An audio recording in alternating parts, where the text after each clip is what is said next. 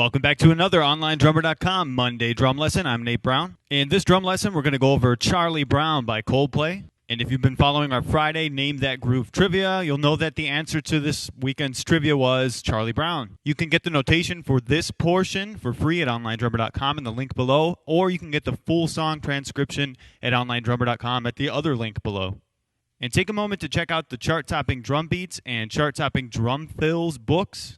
Each book is available in print and also as instant download ebook, and each has a video course option where you can get a video course to go along with it. So let's get started. This portion starts at measure 17, starts with the crash, and this is going to be on the ride cymbal throughout. What's interesting here is that every other measure has a snare stroke on the last eighth. So the last eighth note, check it out, 17, 1, 2, 3, and 4, and 1, and 2, and. That second measure, measure 18, is a 2-4, 1 and 2 and.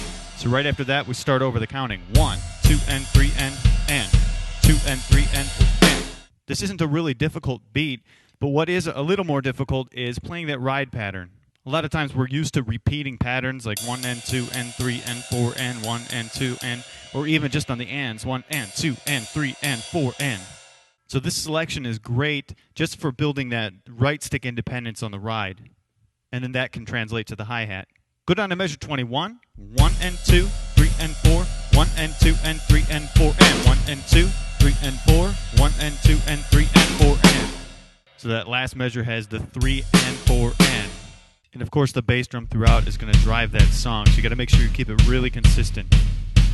In these lessons, in addition to learning how to play it exactly as written, I like to offer some ways to take the concepts and apply them to other situations. For example, the second measure there, which is measure 18, you can use that and repeat it over and over, and it creates a groove. You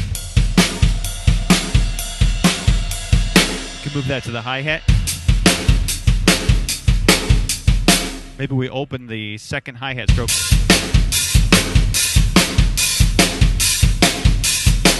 Measure 20 is cool too. If we repeat that over and over, that's the last measure of the first line. 1.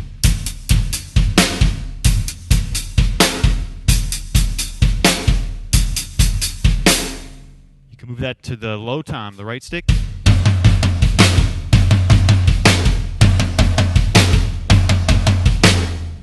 And if you want to keep it a tom groove, you can move the left stick onto the high tom there.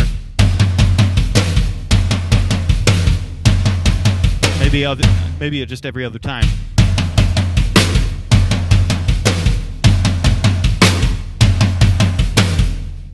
And another thing that could be cool is taking measure 22 and measure 24 and playing them back to back and repeating them.